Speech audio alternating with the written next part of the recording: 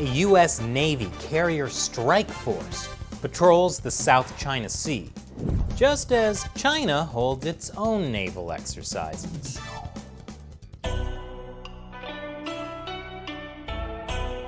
Welcome back to China Uncensored. I'm Chris Chappell. So, what did you do over the 4th of July weekend? Set off illegal fireworks? Go out and watch other people's illegal fireworks? Stay at home like you were supposed to and watch videos of other people's illegal fireworks? Well, the U.S. Navy celebrated by deploying 2 aircraft carrier strike groups to the South China Sea. You know, the South China Sea, where over the past decade, the Chinese Communist Party built a bunch of artificial islands and then put missiles on them. Also, the Communist Party claims that pretty much the entire South China Sea belongs to China, to which other countries are like, no?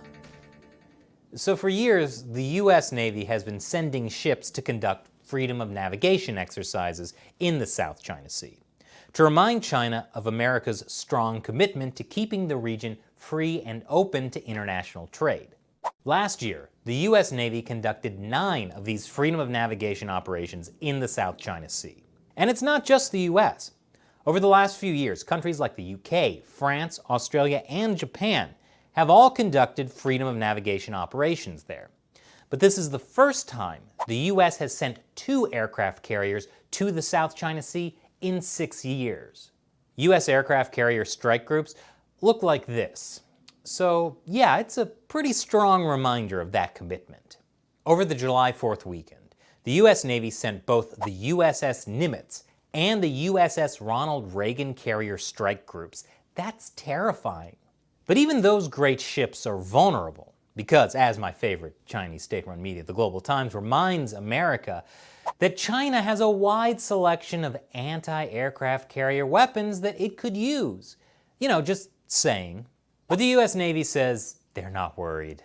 Now, according to a U.S. Pacific Fleet spokesman, this U.S. freedom of navigation operation was not in response to any political or world events.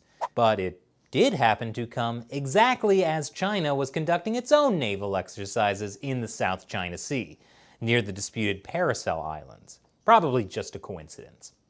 And as the Global Times says, probably the U.S. only sent its Navy as a mere show to make up for its loss of face regarding epidemic control, and because the U.S. knows it has lost its Hong Kong card following China's national security legislation.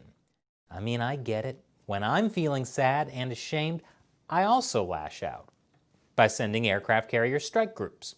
Now, every time that there's one of these freedom of navigation operations, there's a lot of headlines about how these actions are angering Beijing or heating up tensions in the area. But that ignores what the Chinese Communist Party has been doing over the last 6 months to escalate the situation in the South China Sea. For example, by using the time when the world was distracted by the coronavirus to pursue their South China Sea ambitions. In the last few months, the Chinese Coast Guard has rammed 2 Vietnamese fishing boats, sinking one of them. They've also harassed a Malaysian oil drill ship, and their maritime militia has been swarming an island controlled by the Philippines. And there are increasing concerns that the Chinese Communist Party is planning to establish an air defense identification zone over the South China Sea. That would let them conduct more air patrols over the South China Sea and establish authority over the airspace in the region, something that would lead to the U.S. conducting essentially freedom of navigation flights in the area. You know what the real problem in the South China Sea is? I know, it seems like the problem is that the Chinese Communist Party has been accelerating its years-long attempt to take over the region. But it's actually Trump. According to the CNN opinion article, Trump is at fault because he seems to have no interest in negotiating any standstill agreement with China in the region or guaranteed free passage of ships of all nationalities through and in the South China Sea.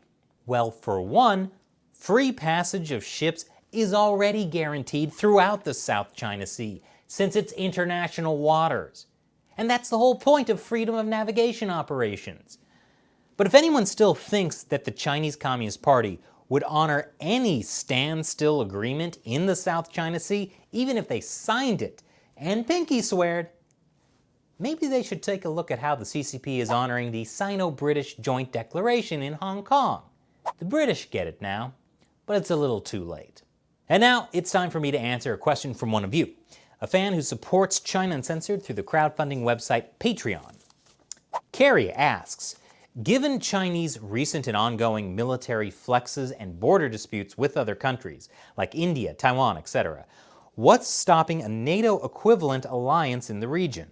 Wow, that's a pretty big question, Carrie.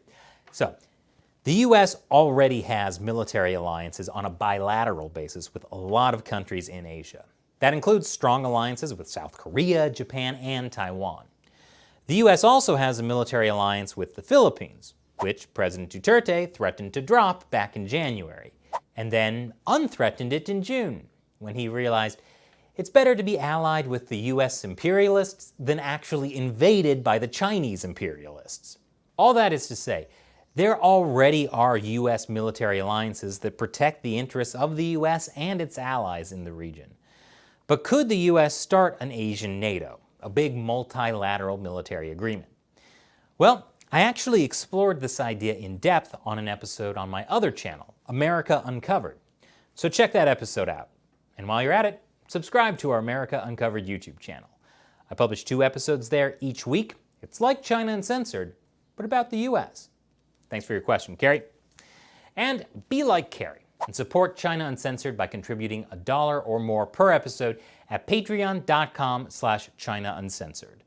One of the perks is that you get to ask me questions that I might answer on the show. Once again, I'm Chris Chappell. Thanks for watching China Uncensored.